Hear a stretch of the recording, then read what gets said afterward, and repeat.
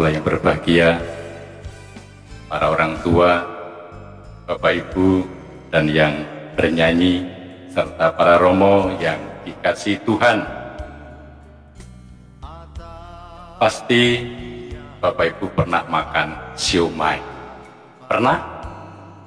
Pernah ya? Siomay adalah salah satu jenis dimsum. Ini saya dapat dari Wikipedia. Dalam bahasa Mandarin, makanan ini disebut saomai. Sementara dalam bahasa Kanton disebut siumai. Dalam dialek Beijing dibaca saomai juga. Kulit siomay serupa dengan kulit pangsit. Makanan ini konon berasal dari Mongolia dalam. Dalam resep masakan Cina, siomay adalah daging babi cincang yang dibungkus kulit yang tipis dari tepung terigu.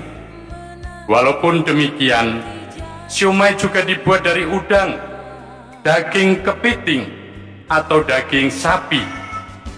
Siomay dibuat berbentuk silinder dan di atasnya diberi hiasan seperti telur kepiting, parutan wortel, atau kacang polong.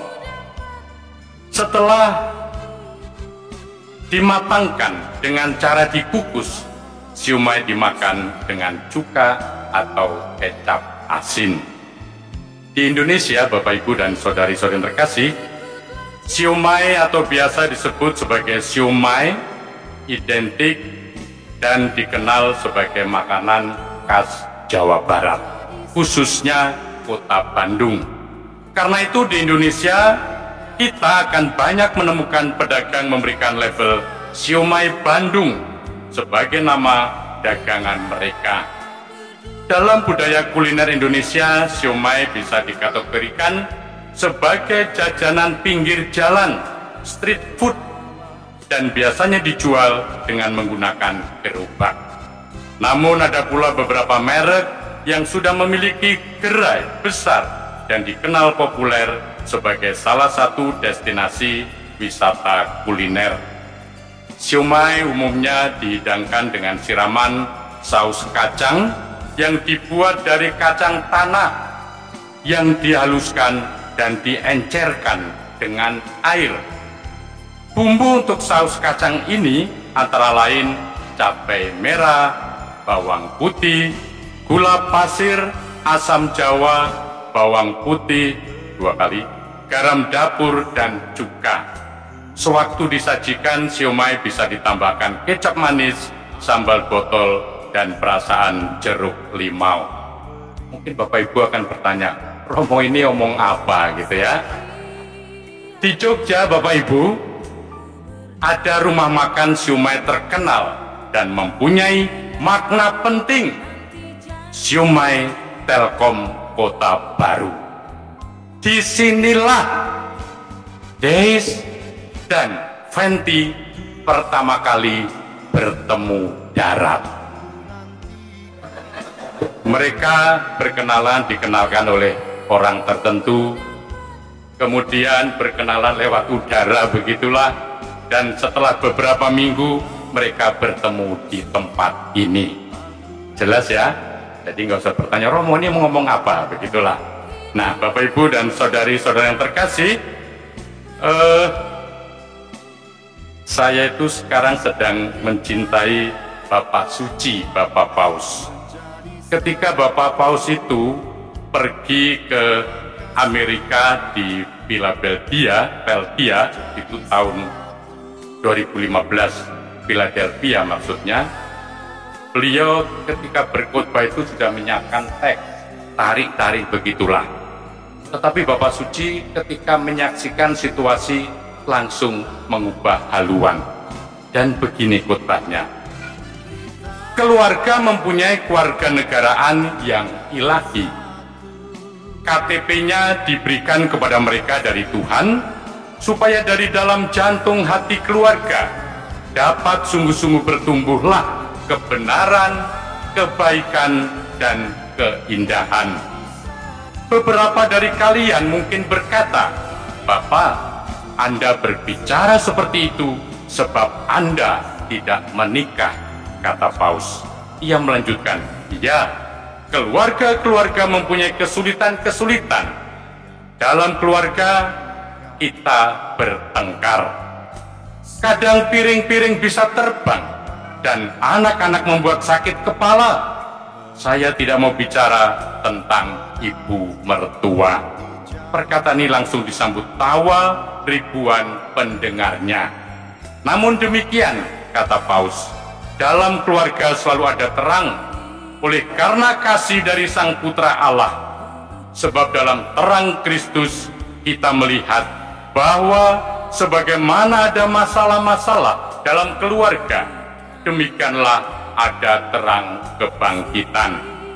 Keluarga adalah pabrik harapan. Dalam keluarga memang ada kesulitan-kesulitan dan anak-anak membawa tantangan, tetapi semua kesulitan itu dapat diatasi dengan kasih. Kebencian tidak dapat mengatasi kesulitan. Perpecahan hati tidak dapat mengatasi kesulitan. Hanya kasih yang dapat mengatasinya. Bapak, Ibu, dan saudara yang terkasih,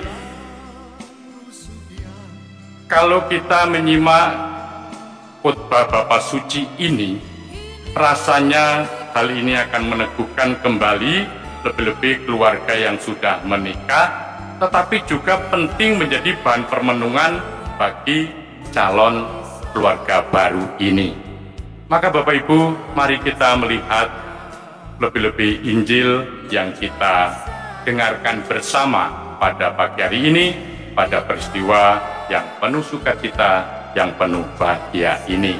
Walaupun dalam suasana seperti ini, saya tidak melihat senyum dari Anda. Hanya tadi mereka berdua senyum ketika omong siomay. Rupanya kita kadang-kadang dalam situasi sukacita pun seperti orang yang pulang dari makam, kata Bapak Suci.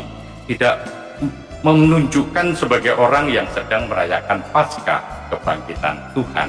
Memang kalau senyum terus, janganlah. Tapi ketika suasana memang harus senyum, sukacita, tampakkanlah itu.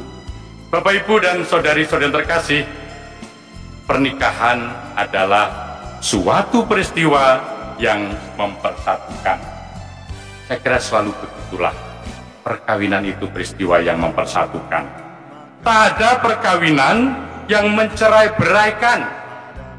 Ia bukan hanya mempersatukan kedua mempelai, melainkan juga mempersatukan teman-teman, mempersatukan dua keluarga. Kalau hari ini ya keluarga dari Beraja Asri dengan keluarga dari Bantul, Jogja, seperti itu. Berkat pernikahan ini, kedua keluarga yang tadinya mungkin tidak saling kenal satu dengan yang lain, ini menjadi satu, ini menjadi saudara. Di zaman dahulu, para raja justru menikahi putri raja musuhnya dengan maksud untuk menjalin persahabatan dan kekeluargaan. Terkait dengan ini, saya punya cerita menarik juga di paroki kita ini. Ada dua keluarga yang sebenarnya bukan berseteru, tapi dalam banyak hal, pemikiran dan juga prinsip itu berbeda. Indilalah anaknya itu menikah. Maka entah terpaksa atau tidak, keluarga itu menjadi rukun. Yesus bersabda, bukan untuk mereka ini saja aku berdoa, tetapi juga untuk orang-orang yang percaya kepadaku oleh pemberitaan mereka, supaya mereka semua menjadi satu, sama seperti Engkau ya Bapa di dalam aku dan aku di dalam Engkau, agar mereka juga menjadi satu di dalam kita, supaya dunia percaya bahwa Engkaulah yang telah mengutus aku.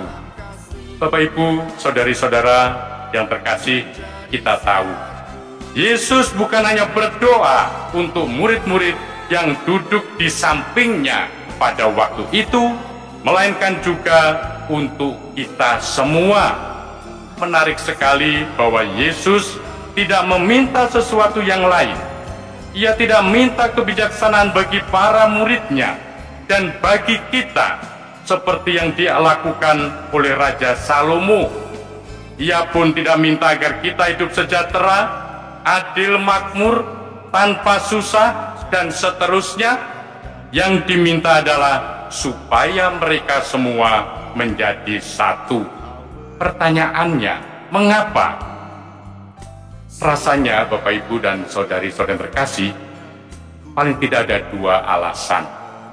Pertama, Tuhan juga tahu bahwa unsur persatuan itu begitu penting dalam hidup keluarga, dalam hidup bermasyarakat. Tuhan juga mengerti bahwa bersatu kita teguh, bercerai kita runtuh. Memang di balik pesta hari ini, baik di gereja juga nanti di rumah, ada begitu banyak hal yang dimimpikan lebih-lebih oleh kedua saudari-saudara kita yang akan saling menerimakan sakramen perkawinan hari ini. Dengan pernikahan, dengan persatuan ini, mereka berharap dapat menurunkan kebahagiaan surgawi ke dalam keluarga mereka. Yang kedua, Bapak Ibu dan saudari-saudari yang terkasih, Yesus berdoa memohon persatuan. Mungkin karena ia tahu persis, tahu benar betapa rapuh dan rawannya persatuan antar manusia. Kita bisa menyaksikan hari-hari ini tensi politik makin memanas, persatuan yang sejati diuji. Satu salah paham kecil saja bisa menghancurkan segala-galanya, baik itu skala luas negara, paroki, stasi, juga keluarga. Termasuk juga persatuan hidup keluarga ternyata sangat rapuh terhadap serangan angin jahat. Tidak sulit membayangkan segala kemungkinan perpecahan yang bisa disebabkan oleh hal-hal yang amat sederhana, amat sepele. Itulah sebabnya Yesus berdoa agar para muridnya, kita semua, lebih-lebih saudara Deis dan saudari Fenti, supaya tetap bersatu. Persatuan hidup keluarga menurut paham Katolik agak lain dibandingkan persatuan keluarga menurut paham yang bukan Katolik. Agama Katolik mengajarkan bahwa persatuan hidup keluarga berlaku sekali seumur hidup, satu istri, satu suami, tanpa bisa diganggu-gugat, tanpa bisa dipisahkan kecuali oleh maut. Hal itu jelas tidaklah mudah. Oleh karena itu, doa menjadi sangat penting, melibatkan Allah di dalam hidup untuk keluarga sangat dibutuhkan. Maka kalau tadi kita menyimak bacaan pertama bagaimana mereka sangat membutuhkan kehadiran dan pertolongan Tuhan. Dan doa Tuhan Yesus ini yang juga menjadi bacaan Injil menjadi penting bagi keluarga-keluarga, khususnya keluarga baru ini. Di samping itu, keterbukaan dan kerendahan hati sangat dituntut. Bapak, Ibu, dan saudari-saudari yang terkasih, khususnya kedua mempelai, tidak tahu apa yang akan terjadi besok, juga di hari-hari yang akan datang. Tetapi ketika dengan rendah hati, dengan penuh keterbukaan, mau mempercayakan pribadi Anda, keluarga Anda kepada Tuhan, maka apapun yang terjadi, lain yang dirasakan ketimbang orang yang abai terhadap Tuhan. Dan yakinlah, kami semua yang hadir di sini, dengan penuh ketulusan, dengan penuh keikhlasan, mendoakan Anda berdua, supaya apa yang menjadi cita-cita Anda, membangun keluarga Kristiani yang sejati, sekali seumur hidup, yang meneladan keluarga Kudus Nazaret, dapat Anda wujudkan karena kemurahan Allah, karena doa-doa Anda berdua, tetapi juga dukungan kami yang hadir di sini. Semoga Tuhan senantiasa mendampingi, menyertai, dan memberkati Anda berdua.